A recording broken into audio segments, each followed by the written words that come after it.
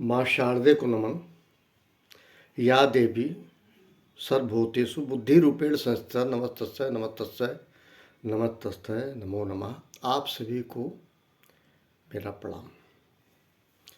आज दिन रविवार है। जो लोग भी जहाँ अपने कर्म क्षेत्र में हैं, आज उनको मौका मिलेगा घर में रहने का। थोड़ा सा समय ज़रूर मिल जाता है अपनी ज़िंदगी अपने तरह से जीने का, क्योंकि सेवाएं प्रदान करते हैं उसमें समयबद्ध होते हैं। इसमें थोड़ा सा, ज़्यादा नहीं, थोड़ा सा रिलैक्सेशन मिलता है अपने तरह से, सोने का, उठने का, बैठने का, खाने का, पीने का। मैं आज आपके सम्मुख एक वास्तविक दृष्टिकोण रखना चाह रहा हूँ, जो विगत वर्षों में बदलाव आया है छोटे छोटे बच्चों में, उसको मैं उद्धृत करना चाहता हूँ। समझाना किसी को कुछ नहीं है, मैं समझाना नहीं चाह रहा हूँ, मैं केवल आपको उस दृष्टांत को इंगित कर रहा हूँ। आप सभी बुद्धिजीवी हैं, एनालाइज कर सकते हैं। मैं कोई दोष भी नहीं देता। समय का परिवर्तन हुआ है, उस परिवर्तन के स्वरूप में हम लोग अपग्रेड नहीं हो पाए हैं। बड़े बुजुर्ग बच्चों के हिसाब से तो चीज़ों को हो सकता है हमको आसानी से समझ में ना आए। मैं व्यक्तिगत अगर जीवन बताऊं, मैं सिर्फ इतना कहूँगा, मेरे ना कोई सगा चाचा थे, ना कोई सगी बुआ थी। मेरे पिता अकेले थे, अपने माता पिता के अकेले संतान थे। इसलिए बहुत ज़्यादा मुझे चाचा और बुआ का अनुभव नहीं है कि मेरे कोई सगे चाचा या बुआ थे। एक बात।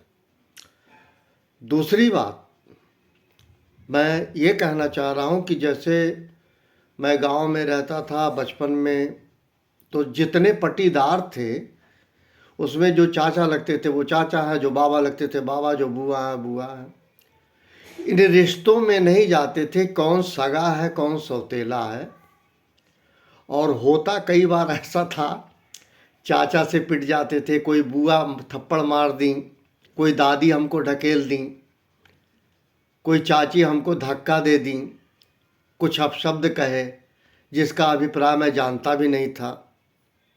कई भाषा से नवाजा जाता था, जैसे कहा जाता था बंजरवा घूम रहा है, Banjara, I don't know what they said. कई बार ऐसा कहते थे, पगला घूम रहा है, ये बंजारा घूम रहा, बंजरवा घूम रहा। आई मस्ट अप्रिशिएट इन लोगों को, कोई बात नहीं, बहुत अच्छा। मैं उस चीज़ को याद करता हूँ, बड़ा मज़ा लेता था। और ये ह्यूमन टेंडेंसी है, कान तो है ही है, भगवान ने दिया, मालिक ने दिया है सुनने के लिए, सुनता था। लेकिन इसकी चर्चा कभी अपने माता पिता से मैं नहीं करता था। और यदि कोई पटीदार बाय द वे थप्पड़ मार दे या कुछ ऐसा कर दे, बचपन की बात बता रहा हूँ मैं, माँ बाप को पता नहीं लगा कब मैं मार खाया और कब मैं रोया और कब चुप हो गया। ये माता पिता तक नहीं आई बात। एक बात, मेरे फादर 12 घंटे की ड्यूटी करते थे, माँ गृहिणी थी और दिनचर्या यही थी। माँ को देखा, पिताजी को कम देखा। पिताजी को रात में देखा जब उनके बगल सोता था और आधा अद्धा पौना डेढ़ा अढ़ैया के क्रम में पीटता था। ये सब एक बात है। लेकिन हमने कभी दूसरे के विषय में कोई संवाद अपने माता पिता से नहीं किया। ठीक नई परिस्थिति ने जन्म लिया है। मैं भी कभी कभी अपने घर से नीचे उतरता हूँ, कुर्सी डाल के बैठता हूँ, मैं ऑब्जर्व करता हूँ, हर कोई ऑब्जर्व करता होगा। मुझे निश्चित पता है। लेकिन ये जो नई पीढ़ी है, नए बच्चे हैं, स्पेशली 5 साल से लेके 12-13 साल, बल्कि मैं 15 साल तक के बच्चे को उनका आकलन कर लूं तो मैंने देखा है वो बच्चे जिन बच्चों के साथ खेलते हैं उन्हीं बच्चों की शिकायत अपने माता पिता से करते हैं और माता पिता को प्रोवोक करते हैं। प्रोवोक माने होता है उकसाना, और उसी अंदाज में उनके माता पिता लड़ने चले जाते हैं बगैर होमवर्क किए, बगैर सत्यापन किए, बगैर सही बात जाने। मतलब मैं ये कहूँ वो इनवाइटी हैं झगड़ा करने के लिए, लड़ने के लिए। वे माता पिता, मेरे साथ व्यक्तिगत कुछ ऐसी घटना घटी है, मैंने जो बात कही ही नहीं उन बातों का इंटरप्रिटेशन बच्चों ने अपने माँ से किया, और माँ करती है, कहती यह है कि कौन कौन से लोग उस समय थे। बजाय मुझसे पूछने के, बजाय मुझसे जानकारी प्राप्त करने के, उन एक एक बच्चों को बुलाया जाता है, पूछा जाता है इन्होंने ऐसा कहा, इन्होंने ऐसा कहा, इन्होंने ऐसा कहा। इस तरह से इंटरप्रिटेशन होता है।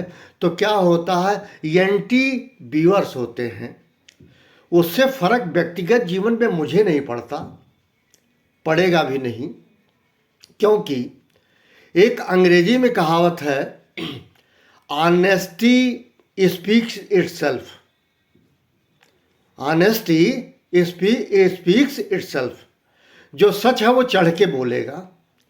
झूठ का समय बहुत कम होता है, पीरियड बहुत कम होता है, लेकिन उसी पीरियड में किसी भी व्यक्ति को जब प्रोवोक किया जाता है उसके अंदर डेमन आता है जिसको कहते हैं शैतान, और वो शैतान करके चला जाता है लड़ाई झगड़ा। वो व्यक्ति झगड़ा नहीं करता, कोई व्यक्ति झगड़ा नहीं करता। हर व्यक्ति के अंदर जब क्रोध आता तो लोग कहते हैं क्रोध कर रहा, क्रोध नहीं, उसके अंदर एक शैतानियत आ गई, डेमन आ गई। मैं ये कहूँगा जो नई परंपरा क्रिएट हो रही है, चूंकि मेरी सगी कोई बुआ नहीं थी, मेरे सगे कोई चाचा नहीं थे, मैंने आपको बताया मेरे पिता अकेले थे, और अंदाज बड़ा निराला था उनका बिंदास जीने का। और उनकी एक आदत थी, अगर कोई व्यक्ति शिकायत भी कर दिया तो पिताजी मुझे मार देते थे। मैं अप्रिशिएट करता हूँ अपने पिता को, बजाय वेरीफाई किए कि मेरा बच्चा गलत है सही, लेकिन मुझे पीटा जाता था। मेरे सगे बड़े भाई कई बार मुझे पीटे, लेकिन इसकी जानकारी किसी को नहीं हुई, माँ को भी नहीं हुई, पिता को नहीं हुई। पर शायद आज मैं इस मुकाम पे खड़ा हूँ उन लोगों की पीटने की वजह से। मैं ये कहूँ, मैं ज़्यादा पढ़ा लिखा शुरू से हुई नहीं, काका गागा मैं पढ़ा नहीं। मेरे पिताजी कक्षा 3 में नाम लिखाए, इसके पहले मैं कभी पढ़ा नहीं, तक थी मुझे पता नहीं। मैं कक्षा 3 से पढ़ के बहुत ही कम उम्र में आप लोगों के आशीर्वाद से मैंने एमकॉम किया लखनऊ विश्वविद्यालय से। मैं कभी फेल नहीं हुआ, लेकिन कभी फर्स्ट क्लास पास भी नहीं हुआ, ये सही है। मैं ये कहना चाह रहा था, जो बच्चे तात्कालिक कोई बात अपने माता पिता से कहते हैं, माता पिता को कूल टेम्पर्ड होके सबसे पहले एक गिलास पानी पी लेना चाहिए और उसको समझना चाहिए सही क्या है गलत क्या है। मैं व्यक्तिगत एक अनुसरण करने की कोशिश करूँगा कि मैं कभी किसी के बच्चे को कुछ नहीं कहूँगा, कुछ भी नहीं कहूँगा। हालांकि कहते हैं experience is the best teacher, लेकिन मैं अनुभवहीन हूँ, मैं यही मानूंगा, मैं किसी को कुछ कहूँगा नहीं। मैंने एक घटनाक्रम देखा, मैं जहाँ रहता हूँ, एक बच्चा दूसरे के विषय में हर बच्चे से पूछ रहा है कि वो क्या कह रहे थे तुमसे, वो क्या कह रहे थे तुमसे, और वो बच्चा पता नहीं क्या झूठ या सही वो उसको बताता वो ये कह रहे थे। इस तरह से वो 3-4 बच्चों को पकड़ता है, ख़ास तौर से तब कोई जब जो है डिफरेंस ऑफ ओपिनियन होता है, मतभेद होता है, खेलने के क्रम में, समझने के क्रम में, बोलने के क्रम में। ऐसे में एक शब्द है handle with care. Handle with care में मैंने पहले भी एक उदाहरण दिया था कि जैसे ठेले पे आप मूंगफली खरीद रहे हैं, अगर आपका छोटा बच्चा उस ठेले वाले से मूंगफली निकाल लेता है तो आपको उसके जिस हाथ से निकाला था उसके हाथ पे चोट पहुंचाना चाहिए, ताकि वो जीवन में कभी किसी ठेले वाले से मूंगफली ना निकाले। आप लोग लखनऊ में परंपरा है, बतासा खाते हैं, कहते हैं थोड़ा पानी दे दो, खाने के बाद पानी दे दो, ज़्यादा पानी दे दो, कम पानी दे दो। अच्छी बात है, करना चाहिए। ग्रीड बेस पानी मत मांगिए, लालच बस मत मांगिए। लालच अच्छी बात नहीं है, मैच्योर्ड पर्सन के लिए तो बिल्कुल सूट नहीं करता। लालच मत कीजिए।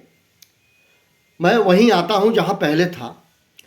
मैं सारे माताओं पिताओं से कहूँगा, व्यक्तिगत रूप से हाथ जोड़ के प्रार्थना है, आपके बच्चे द्वारा कहे गए बातों को, खास तौर से वैचारिक मतभेद की बातों को कतई सुने जरूर, लेकिन उसका सत्यापन कर लें, सच झूठ क्या है। याद रखिएगा, अगर आप ये कर रहे हैं, जब वो बच्चा भी खूब बड़ा होगा इसी तरह का प्रिजम्पशन बनाएगा अपने बच्चे के लिए, और उस पे क्या होगा, आगे चल के उस बच्चे की जिंदगी नरक बन जाएगी।